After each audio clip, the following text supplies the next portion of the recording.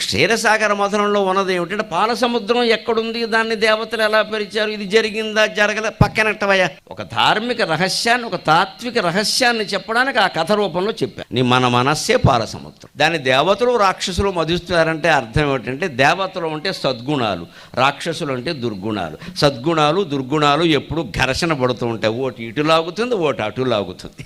దానం చేద్దామని మనసులో ఒక పక్క అనిపిస్తుంది, వెంటనే పక్కన ఇంకోళ్ళు అండమో లేకపోతే మనకే అనిపించడం ఏం జరుగుతుంటే, అలా అందరికీ ఇచ్చేసే ఇలా అయిపోయాం అంటారు ఎవరో పక్కన సణుగుడు. అప్పుడు అంటే వెనక్కి లాగారు. అంటే ఏమైంది, దేవతలు రాక్షసులు మథనం అంటే ఇదేనండి. మన మనసులో సద్గుణాలు దుర్గుణాలు మథనం చేస్తూ ఉంటే ఒకటి అట్లాగితే ఒకటి ఇట్లు లాగుతుంది. ఈ లాగడంలో ఏమవుతుంది, ఈ మనస్సులో ఉండే మందర పర్వతం ఉందే, ఈ కవ్వం లాగడానికి ఉపయోగపడేది అది కిందికి వెళ్ళిపోతూ ఉంటుంది. అది పైకి తేలాలంటే ఏం చేయాలి, కింద కూర్మావతారం రావాలి. అంటే విష్ణు భక్తిని స్థిరంగా పెట్టుకోవాలి మనస్సులో. భగవద్భక్తి కింద ఉంటే అది పైకి తేలుతుంది.